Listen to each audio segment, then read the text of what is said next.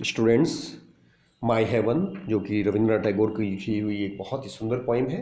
कल हमने एक स्टेंजा एक्सप्लेन किया था, आज हम इसी पोइम का सेकंड स्टेंजा एक्सप्लेन करेंगे। So first of all let me tell you the meaning of second stanza. Second stanza, where tireless striving stretches its arms towards perfection, जहां पर अथक प्रयास या अथक संघर्ष पूर्णता प्राप्त करने के लिए अपनी भुजाएं फैला देता है। Where the clear stream of reason has not lost its way into the dreary desert sand of dead habit, जहां पर बुद्धि रूपी स्वच्छ जलधारा ने मृत विचारों रूपी सुस्त मरुस्थल में अपने रास्ते को खो नहीं दिया है। Where the mind is led forward by thee, जहां पर मस्तिष्क को तेरे द्वारा आगे बढ़ाया जाता है। Into ever widening thought and action, सदा विकसित होते हुए विचारों और कार्यों में। Into that heaven of freedom, स्वतंत्रता के उस स्वर्ग में। My father, मेरे परमपिता। Let my country awake, मेरे देश को जगा दे। So स्टूडेंट, सबसे पहले आप रेफरेंस लिखेंगे एंड रेफरेंस वही है जो कल आपने लिखा था। These lines have been taken from the poem My Heaven composed by Rabindranath Tagore.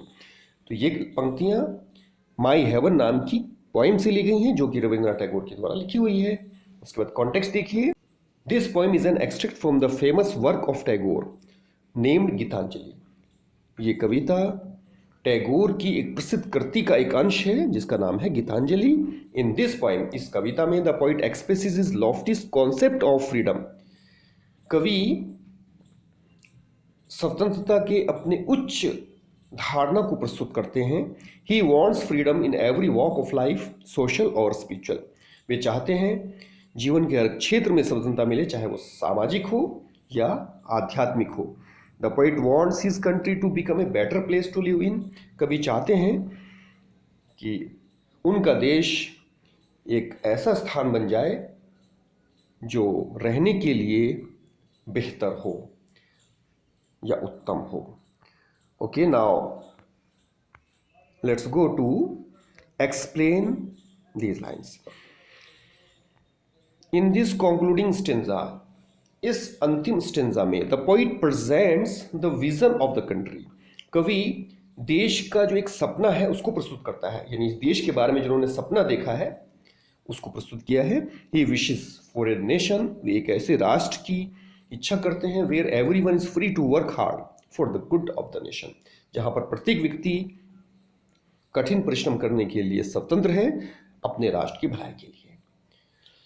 Okay, now इसमें जो फर्स्ट लाइन है where tireless striving stretches its arms towards perfection, इसको एक्सप्लेन करेंगे।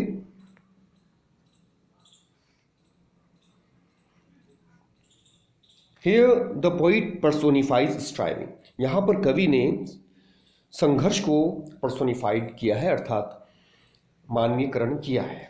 It would straight its arms towards perfection, यह अपनी भुजाएं फैला देता है पूर्णता प्राप्त करने के लिए।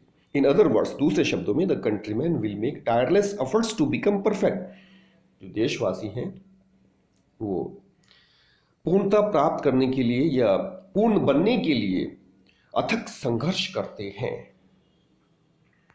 Now next, clear stream of reason, इस लाइन को एक्सप्लेन किया जाएगा। दे शुड एक्सेप्ट और reject new ideas on the basis of reason, जो बुद्धि है या तर्क है उस पर आधारित जो विचार हैं, जो नए विचार हैं, उनको या तो एक्सेप्ट करें या रिजेक्ट करें।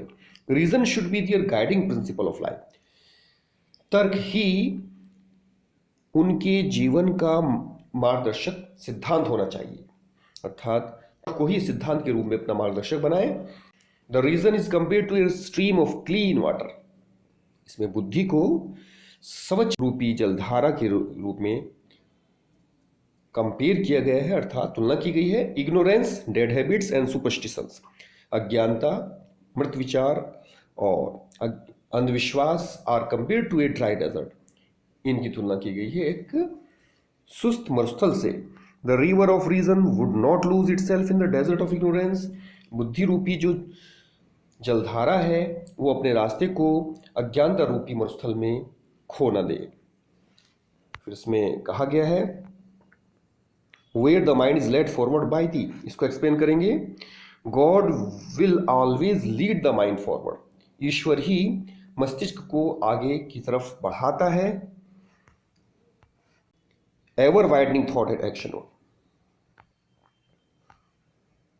Countryman will have wide thoughts, देशवासियों के जो विचार हैं वो विस्तृत होने चाहिए। They will put these thoughts into action, और इन विचारों को वे अपने एक्शंस में बदल दें, अर्थात इन विचारों को अपनाने के बाद उन्हीं के अकॉर्डिंग वे कार्य करें।